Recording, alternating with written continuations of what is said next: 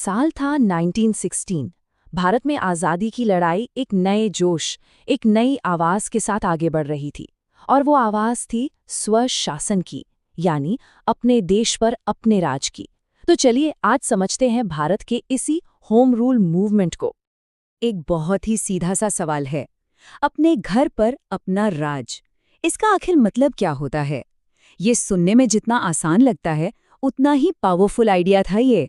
और यही सवाल होम रूल मूवमेंट के दिल में था, एक ऐसा विचार जिसने लाखों भारतीयों को एक साथ ला खड़ा किया। तो ये होम रूल, ये था क्या आखिर? देखिए, ये सिर्फ एक नाम नहीं था, ये एक पुकार थी। उस समय के भारतीयों की सबसे बड़ी मांग, जो अपना भविष्य अपने हाथों से लिखना चाहते थे। अब यहाँ एक दिलचस्प बात है। इस आंदोलन का मकसद ब्रिटिश साम्राज्य के अंदर रहते हुए सेल्फ गवर्नमेंट हासिल करना था।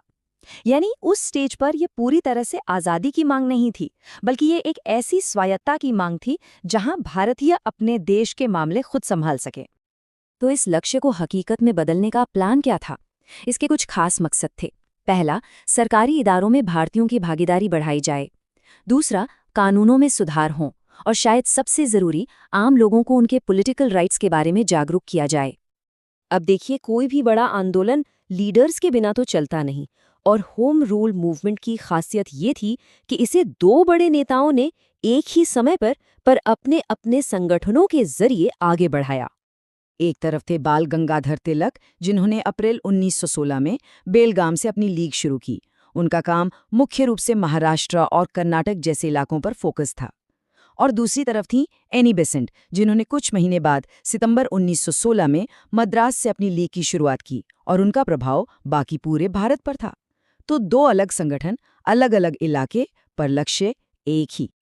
जी हाँ, उनके रास्ते भले ही थोड़े अलग थे, लेकिन उनकी मंजिल एक ही थी, भारतीय स्वशासन। और इसी एक लक्ष्य ने इस आंदोलन को एक नेशनल फोर्स, एक अखिल भारतीय ताकत बना दिया। लेकिन सवाल ये है कि इन लीग्स ने अपनी बात इतने बड़े देश तक पहुंचाई कैसे? उन्होंने ऐसा क्या किया कि होम रूल का संदेश हर घर तक पहुंच गया? इनकी सफलता की रणनीति, आप कह सकते हैं, 3 मजबूत स्तंभों पर टिकी थी।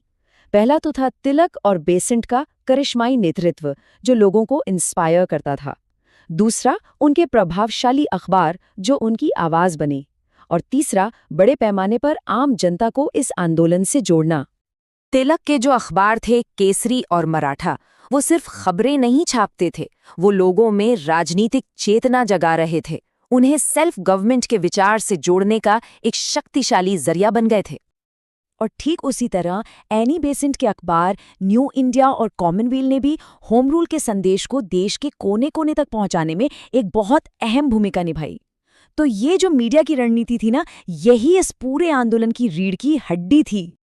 इन सभी कोशिशों का नतीजा ये हुआ कि लोगों में एक राष्ट्रीय पहचान की भावना पैदा हुई। मतलब वो धर्म और क्षेत्र से ऊपर उठकर एक साझा लक्ष्य के लिए एकजुट हो रहे थे। एक नेशनल कॉन्शियसनेस जाग रही थी। होम रूल मूवमेंट सिर्फ कुछ सालों की कहानी नहीं है, इसने भारत के स्वतंत्रता संग्राम पर एक बहुत गहरी और स्थायी छाप छोड़ी। चलिए इसके आखिरी प्रभाव को समझते हैं। इसका असर एक चेन रिएक्शन की तरह था। सबसे पहले लोगों में पॉलिटिकल अवेयरनेस बढ़ी।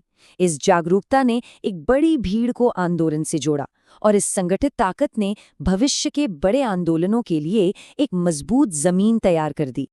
और शायद यही इसका सबसे बड़ा योगदान था। होम रूल मूवमेंट ने वो पॉलिटिकल स्टेज तैयार किया जिस पर खड़े होकर महात्मा गांधी जैसे नेताओं ने असहयोग आंदोलन जैसे बड़े और निर्णायक संघर्षों को लीड किया। इसने एक तरह से आज़ादी की लड़ाई की नींव को और मजबूत कर दिया। तो अंत में ये सवाल उठता है, क्या होम रूल मूवमेंट आज़ादी की लंबी राह में सिर्फ एक पड़ाव था, एक स्टेपिंग स्टोन, या फिर ये एक ऐसा निर्णायक मोड़ था, एक टर्निंग पॉइंट जिसने संघर्ष की दिशा ही बदल दी?